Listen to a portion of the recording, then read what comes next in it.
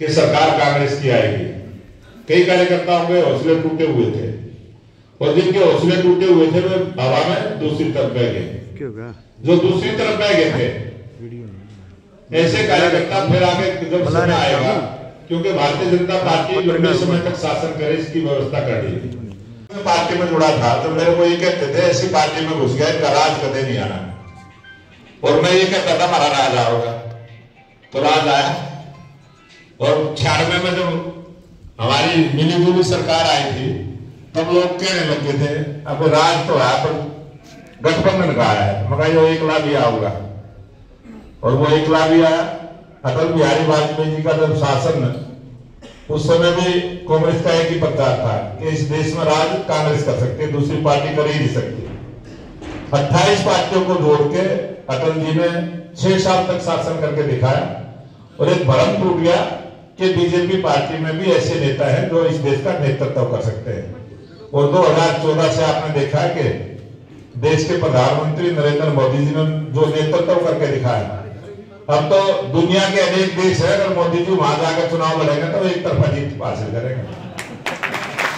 इस प्रकार का जो नेतृत्व आज बीजेपी के पास है, भारत के पास है, तो देश के प्रधानमंत्री नरेंद्र मोदी जी जिस विचार के साथ आगे बढ़े, तो आप सब कार्यकर्ता, आप युवा कार्यकर्ता है, आप भी भारतीय जनता पार्टी के विचार पर चलते हुए इस देश के लिए काम करते हुए आगे बढ़ेंगे, और एक मजबूत संगठन के साथ साथ मजबूत सरकार देश में बैठे। और जब भी जलेबी बटेगी हरियाणा का नाम आएगा, जब भी जीत होगी तो अब की बार ये जलेबी दिल्ली में भी बंटवा दिया आपने। तो आज संकल्प लेके जाए आप सभी कि अब की बार जो दिल्ली में सरकार बनेगी वो भारतीय जनता पार्टी की बनेगी, और आप सबकी ड्यूटी भी लगने वाली।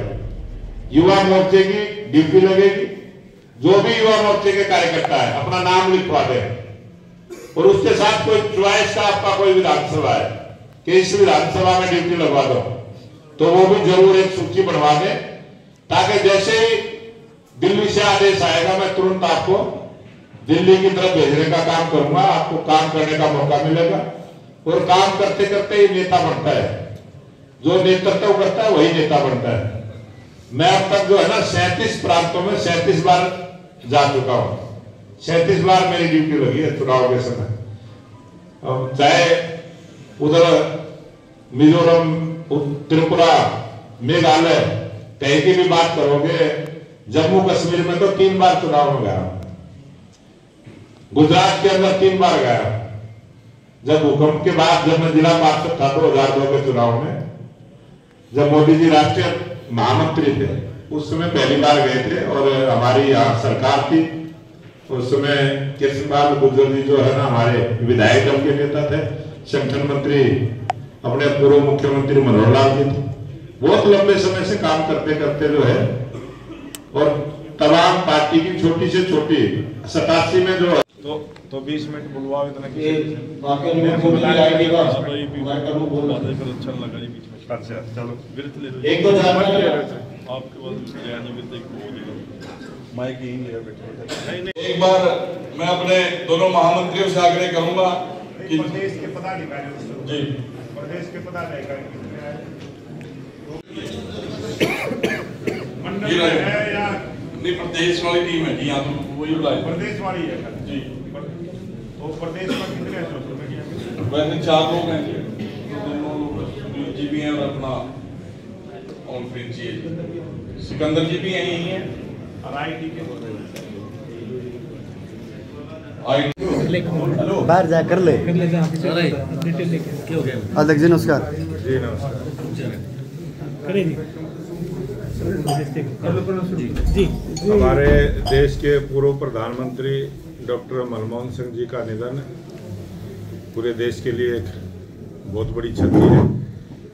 हमने एक ऐसे राजनेता को प्रशासनिक स्तर पर जो उन्होंने जिम्मेवारियां निभाई और आर्थिक दृष्टि से जो देश को मजबूत करने की अनेक योजनाएं चलाई, ऐसे एक सरल स्वभाव के सबको साथ लेकर काम करने वाले ऐसे पूर्व प्रधानमंत्री डॉक्टर मनमोहन सिंह जी को आज जो हमारे बीच में नहीं रहे, ये बहुत बड़ी क्षति हुई है। और डॉक्टर मनमोहन सिंह जी को हमेशा जो एक पंजाब के साधारण से गांव से और देश के सर्वोच्च पद पर पहुंचे और देश को आर्थिक दृष्टि से मजबूत करने का काम किया। जब भी आने वाली सरकारें भी काम करेंगी, जब भी आर्थिक विषय पर कोई चर्चा होगी तो डॉक्टर मनमोहन सिंह को हम हमेशा से याद रखेंगे। और डॉक्टर मनमोहन सिंह जी हमारे हमेशा राजनीतिक रूप से अनेक ऐसे अवसर आएंगे, हमेशा वो हमारे बीच में अपने किए हुए काम की वजह से हमारे बीच में रहेंगे। मैं विनती करूंगा कि इस डॉक्टर मनमोहन सिंह जी के पूरे परिवार को, उनके इष्ट मित्रों को, उनके सगे संबंधियों को और देश की 140 करोड़ जनता को ये दुख सहन करने की शक्ति प्रदान करें और अपने श्री चरणों में स्थान दें। जय श्री राम। अध्यक्ष जी, आज युवा मोर्चा की मीटिंग हुई है, इसमें किस तरह का निर्देश आदेश युवा पार्टी को? ये भारतीय जनता पार्टी का संगठन का पर्व चला है और भारतीय जनता पार्टी का ये 2024 से 2030 तक का ये सदस्यता अभियान है। ये सदस्यता हमारी 6 वर्ष के लिए होती है और 3 वर्ष के बाद जब दोबारा से संगठन के चुनाव होते हैं तो 25% बढ़ोतरी करते हुए जो हमारी साधारण सदस्यता बढ़ेगी, उस पर जब अगला चुनाव होगा तो 25% की बढ़ोतरी करके फिर दोबारा से हम अपने संगठन के चुनाव की रचना को करते हैं। और भारतीय जनता पार्टी एक लोकतंत्र की परंपराओं को मजबूत करते हुए, लोकतंत्र को मानते हुए अपने संगठन को भी मजबूत करने का हम काम करते हैं। वो संगठन का पर्व चला है और इस पर्व में 50 लाख सदस्य, साधारण सदस्य बनाने का लक्ष्य हमने 20,629 बूथों पर लिया था, जिसमें से 40 लाख से ज़्यादा सदस्य हमारे अब तक बने हैं और 50,000 सक्रिय सदस्य बनाने का लक्ष्य रखा था, उसमें 30,000 सक्रिय सदस्य अब तक बने हैं। तो जो संख्या अभी बची है, 50,000 सक्रिय सदस्य पूरे होंगे तब तक हमारी ये साधारण सदस्यता, क्योंकि जो 50 सदस्य बनाने का काम करता है वही कार्यकर्ता सक्रिय सदस्य बनता है।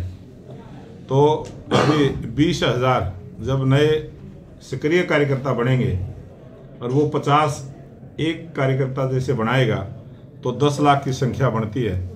तो जो हमने टारगेट लिया है 50 लाख का, वो चुनाव की प्रक्रिया में चलते चलते पूरा हो जाएगा। अध्यक्ष जी, जो आपका सदस्यता अभियान है वो कमजोर होता दिखाई दे रहा है, जो पैमाना है, जो संपर्क है वो जुड़ नहीं पा रहे, जिसमें आप भी चिंता के विषय लगातार जोर दे रहे कार्यकर्ताओं पर। आप ये बहुत सारे मीडिया के चैनल इस प्रकार से चलाते हैं और मैंने आपको बताया है कि भारतीय जनता पार्टी के कार्य करने की पद्धति है, जब तक हमारी चुनावी प्रक्रिया चलेगी, जब तक ये 50 लाख से भी ज़्यादा का आंकड़ा आपको देखने को मिलेगा।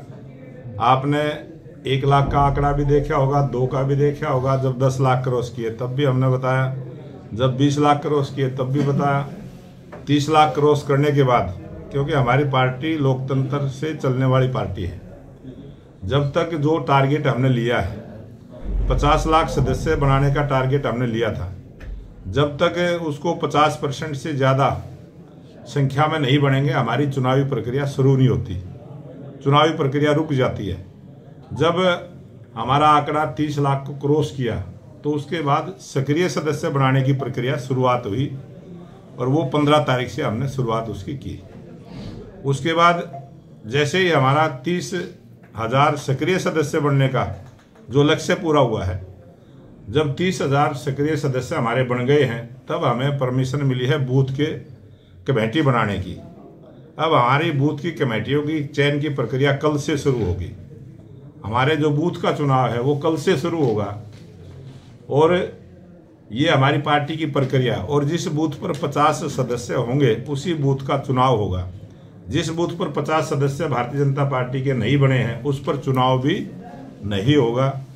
और जिस मंडल के अंदर जितने बूथ आते हैं उन बूथों पर भी 50% से ज़्यादा जब चुनाव बूथ समितियों के हो जाएंगे तब मंडल का चुनाव होगा। अगर किसी मंडल में 50% से कम रहे तो उस मंडल का चुनाव भी रुक जाएगा। और जब पूरे हरियाणा प्रदेश में 382 मंडल है, 382 मंडल है, 22 जिले हैं। सपोज करो सोनीपत जिले में 23 मंडल है, अगर 13 मंडलों का चुनाव अगर हो जाएगा तो जिले का चुनाव होगा। ये हमारी एक प्रक्रिया है। और जब 22 जिले हैं, जब 12 जिलों का चुनाव हो जाएगा तब प्रदेश का चुनाव होगा, नहीं तो फिर वो भी रुक जाएगा। तो हमारी पार्टी के अंदर एक काम करने की एक सीढ़ी दर सीढ़ी एक व्यवस्था की गई है। जब तक उस अपने कोरम को पूरा नहीं करेंगे तब तक हम आगे नहीं बढ़ पाएंगे। ये हमारी सतत चलने वाली एक प्रक्रिया है। और जब तक हमारे चुनाव की प्रक्रिया, जब जिलों के चुनाव होंगे, जिलाध्यक्षों के चुनाव होंगे, उस टाइम तक हमारी ये साधारण सदस्यता की प्रक्रिया पूरी हो चुकी होगी, तब तक ये अभियान हमारा जारी रहेगा। इसके लिए हम समय तय करते हैं। जैसे हमने कल से, जैसे ही हमारा 30,000 सक्रिय सदस्य की संख्या आई, कल 8 बजे तक 28,899 ऑन रिकॉर्ड कंप्यूटर पर दर्ज हुए। जब उनकी वो संख्या आई और आज जब 12 बजे उस संख्या का आकलन किया कि वो 30,000 क्रॉस कर गई है, तब अभी जब मैं मीटिंग में बैठा था तब हमारे चुनाव अधिकारी दुष्यंत गौतम जी का फोन आया था कि आप बूथ की प्रक्रिया को कब शुरू करेंगे। तो मैंने उनको बता दिया कि हम 30,000 क्रॉस कर गए हैं, अब हमें परमिशन केंद्र से मिल गई है, तो हम कल से अपने बूथ की चुनाव की प्रक्रिया को शुरू करेंगे। अखबारों की सुर्खियां भी हैं कि बीजेपी सरकार भर्तियों में धांधली नहीं रोक पा रही। ताजा उदाहरण ये दिया कि पीजीटी अंग्रेजी के पेपर में 33 क्वेश्चन गलत आने के बावजूद सरकार ने रिजल्ट जारी कर दिया, हाईकोर्ट को नोटिस लेना पड़ा। सरकार इस तरह की धांधली क्यों नहीं रोक पा रही? ये भूपेंद्र हुड्डा जी की पार्टी ने और भूपेंद्र हुड्डा जी ने जो एक भर्ती रोको गैंग बनाया है, उन्होंने अनेक बार ऐसा प्रयास किया है। और 2014 से जब से भारतीय जनता पार्टी की सरकार बनी, तब से हमने जितनी भी भर्तियां की है, प्रत्येक भर्ती के अंदर भर्ती रोको गैंग ने कोर्ट का सहारा लिया और कोर्ट ने हमारी टोटली जितनी भी भर्ती हुई है उनको सबको पारदर्शी माना, निष्पक्ष माना, बगैर पर्ची खर्ची के भर्ती करने का काम हमारी सरकार ने किया है। और सर्वोच्च न्यायालय के द्वारा भी अनेक बार ऐसे फैसले आए हैं। न्यायालय भी हमारी सरकार के पक्ष में उसको उचित ठहराते हुए भर्ती करने का काम किया है। बाकी भूपेंद्र हुड्डा जी अपने वोट की चोट से, जो हरियाणा की जनता ने उसको चोट दी है, उससे बौखलाए हुए हैं, वो बेहोशी की हालत में है। मैं निवेदन करूंगा भूपेंद्र हुड्डा कोई अच्छे डॉक्टर के जाके अपना इलाज भी करवाए। अभी मैंने पीछे सलाह दी थी कि जो कांग्रेस पार्टी के प्रदेश के अध्यक्ष हैं उनसे भी सलाह दी थी कि वो अच्छे डॉक्टर से अपनी सलाह लेके इलाज करवाए। आज कांग्रेस पार्टी पूरी बीमारी की हालत में है, वो अपना इलाज कराएगी तो वो ठीक बयान देने का शुरुआत करेंगे। प्रदेश में स्थानीय निकाय के चुनाव संभावित फरवरी में होने जा रहे हैं, आप घोषणा कर चुके हो, उस पार्टी सिंबल पर लड़ेगी। जो उम्मीदवारों का चयन है उसके लिए कोई क्राइटेरिया तय किया? आपने अभी कह दिया कि मैं घोषणा कर चुका हूं, जबकि मैंने घोषणा करी ही नहीं है जी। कोई मीडिया भाई अपने पास से कोई बात चला रहे तो उसमें मेरा तो कोई दोष है नहीं। पार्टी सिंबल पे नहीं लड़े चुनाव? नहीं, मैं बताऊंगा ना आपको। आप तो कह दिया, आपने घोषणा ही कर दी। मेरी मैंने कुछ बोला ही नहीं, आपने घोषणा कर दी अपने चैनल के माध्यम से। फिर शायद में चले गए। चलिए आप अभी बता। एक सिस्टम से चलने वाली पार्टी है, विचार पर चलने वाली पार्टी है, सिद्धांतिक रूप से चलने वाली पार्टी है, सबका साथ, सबका विकास, सबका प्रयास, सबके विश्वास से काम करने वाली पार्टी है। और हमारी एक संवैधानिक प्रक्रिया है कि जब भी निर्वाचन आयोग जब चुनाव की घोषणा करेगा उसके बाद हमारा कोर ग्रुप बैठता है और कोर ग्रुप उसमें फैसला लेता है। और पहले जितने भी चुनाव हुए हैं, पहले भी नगर परिषद के, नगर निगम के चुनाव हम हमेशा सिंबल पर लड़ते आए हैं। लेकिन वो फैसला भी जब चुनाव डिक्लेयर होता है उसके बाद प्रदेश की टीम तय करती है। समय और स्थिति के अनुसार पार्टी निर्णय लेती है और जैसे ही चुनाव डिक्लेयर होंगे हम कोर ग्रुप में बैठेंगे और उसमें जो भी फैसला होगा उसकी हम घोषणा करेंगे। लेकिन हमारा पार्टी का ऐसा मानना है कि जब पहले से जहां हम चुनाव सिंबल पर लड़ते आए हैं तो मुझे विश्वास है कि जो कोर ग्रुप है वो उसी प्रकार के निर्णय पर जाएगा। लेकिन उसकी घोषणा हम उसी समय पर करेंगे। और जहां नगर पालिका के चुनाव नए हुए थे बहुत सारी नगर पालिकाएं नहीं बनी थी, हमारी सरकार के बाद बनी थी। वहाँ पर हमने चेयरमैन सभी सिंबल पर लड़ाने का काम किया था और 1-2 जगह पर हमने बगैर सिंबल के भी चुनाव लड़वा था, क्योंकि वहाँ नगर पालिका के चुनाव पहली बार थे। पंचायतों से नगर पालिका बनी थी और वो लोकल यूनिट पे हमने फैसला छोड़ा था। अब की बार कोई भी नगर पालिका नए चुनाव की प्रक्रिया में नहीं है, सब दूसरी बार के चुनाव होंगे, तो जिस प्रकार का भी फैसला होगा वो कोर ग्रुप लेगा। संबोधित कर रहे थे वहाँ पर 2024 की बात करें तो चुनाव था, उसमें हरियाणा की जलेबी फेमस रही। आपने भी संबोधित किया था कि दिल्ली में फिर जलेबी खिलाएंगे। अब की बार जो भारतीय जनता पार्टी के पूरे देश के कार्यकर्ताओं का जो जोश और उत्साह हरियाणा की जीत के बाद बढ़ा है, और हरियाणा में जिस प्रकार से राहुल गांधी ने जलेबी को एक राजनीतिक जलेबी का रूप दिया, और उनको पता नहीं था, क्योंकि कांग्रेस के नेताओं ने उनको जैसे ही गोहाना की मातूराम की जलेबी भेंट की, उनको पता ही नहीं था उस जलेबी के बारे में। जो उन्होंने बयान दिया कि इसकी बड़ी बड़ी फैक्ट्री लगनी चाहिए, एक्सपोर्ट होना चाहिए, जिस प्रकार से उसने जलेबी की जो तारीफ की थी। और हरियाणा के लोग हैं, हरियाणा के लोग जानते हैं कि जलेबी तो हमारा एक देसी प्रोडक्ट है। हमारा घरेलू उत्पाद करने वाले छोटे छोटे हलवाई की दुकान चलाने वाले, वो रोज जलेबियाँ बनती हैं। हमारी तो माता और बहनें घरों में भी जलेबियाँ बनाने का काम करती हैं, और वो जलेबी जो है ना वो एक मुद्दा बना। और पूरे देश में जहाँ जलेबी कम खाने का रिवाज था, वहाँ भी हरियाणा के जलेबी को पसंद किया। और जलेबी जो है ना राजनीतिक रूप से, जैसे महाराष्ट्र के चुनाव हुए, वहाँ पर जलेबियाँ हरियाणा से मंगाकर लोगों ने बांटने का काम किया।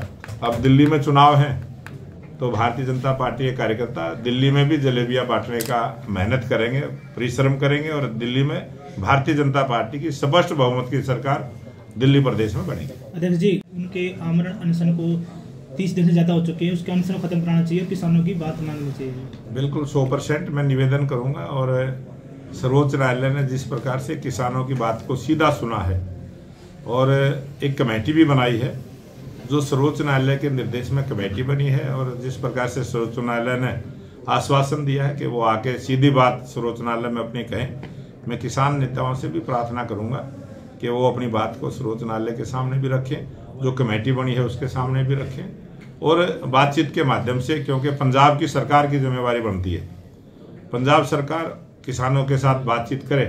और जिस प्रकार से हरियाणा सरकार ने 24 फसलें एमएसपी पर खरीदने की गारंटी बनाई है, कानून बनाया है, इस प्रकार से कम पंजाब की सरकार 5 फसलें जो मुख्य फसलें पंजाब के किसानों की है, उनको खरीदने के लिए कानूनी व्यवस्था पंजाब सरकार बनाए, ये मेरा निवेदन है। Thank you.